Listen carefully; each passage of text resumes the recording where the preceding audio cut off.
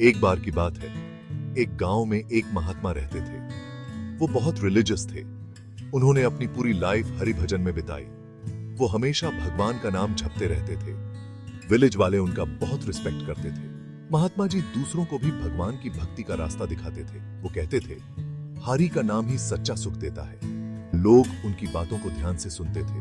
वो उनके बताए हुए पाथ पे चलने की कोशिश करते थे। एक दिन महात्मा जी को लगा कि उनका लास्ट टाइम नजदीक है। उन्होंने अपने स्टूडेंट्स को बुलाया। उन्होंने कहा, मेरे प्यारे बच्चों, अब मुझे इस दुनिया से जाना होगा। स्टूडेंट्स बहुत सैड हो गए। उन्होंने कहा, गुरुजी, आप हमें अकेला छोड़कर कहां जा रहे हैं? महात्मा जी मुस्कुराए। उन्होंने कहा, चिंता मत करो, मैं तो उस भगवान के पास जा रहा हूं। उसी समय एक बगुला वहां आया। वो तालाब से मछली पकड़ने की कोशिश कर रहा था। महात्मा जी ने बगुले को देखा। उन्होंने कहा, उसे भगाओ, वो मेरी कंसंट्रेशन खराब कर रहा है। स्टूडेंट ने बगुले को उड़ा दिया। महात्मा जी ने आंखें बंद कर ली। उनका शरीर शांत हो गया, लेकिन उनकी सोल को हेवन नहीं मिला। लेकिन उनकी सोल को। स्टूडेंट को बहुत सरप्राइज हुआ। उसे समझ नहीं आया कि गुरुजी को हेवन क्यों नहीं मिला। उसने सोचा, गुरुजी ने तो पूरी लाइफ हरि भजन किया, फिर उन्हें मोक्ष क्यों नहीं मिला?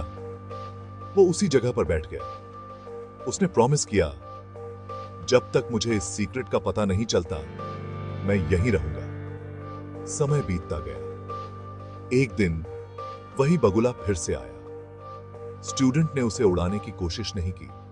उसने सोचा, शायद यही मेरे गुरुजी की परीक्षा थी।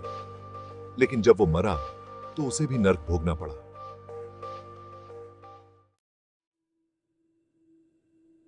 महात्मा जी का एक और स्टूडेंट था। उसे जब यह बात पता चली तो वो बहुत सैड हुआ। उसने सोचा, मेरे दोनों भाइयों ने तो हरि भजन किया था, फिर भी उन्हें मुक्ति क्यों नहीं मिली? वो जंगल में चला गया। उसने भगवान से प्रार्थना की, हे भगवान, मुझे इस सीक्रेट को समझने की पावर दो। भगवान ने उसकी प्रार्थना सुन ली। उन्होंने देवर्षि नारद को उसके पास भेजा। नारद जी ने उसे बताया,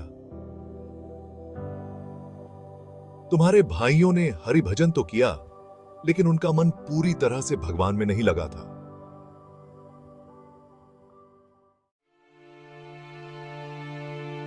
नारद जी ने आगे कहा, जब तुम्हारे गुरु जी ने बगुले को उड़ाने को कहा तो उनका मन गुस्से और घमंड से भर गया।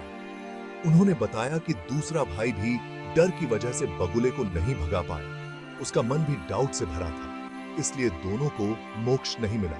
नारद जी ने समझाया, सिर्फ हरि भजन करने से मोक्ष नहीं मिलता। जब तक मन में लालच, मोह, गुस्सा, घमंड जैसे विकार हैं, तब तक सच्ची मुक्ति नहीं मिल सकती। नारद जी ने कहा, तुम्हें बिना किसी स्वार्थ के हरि भजन करना होगा। नहीं।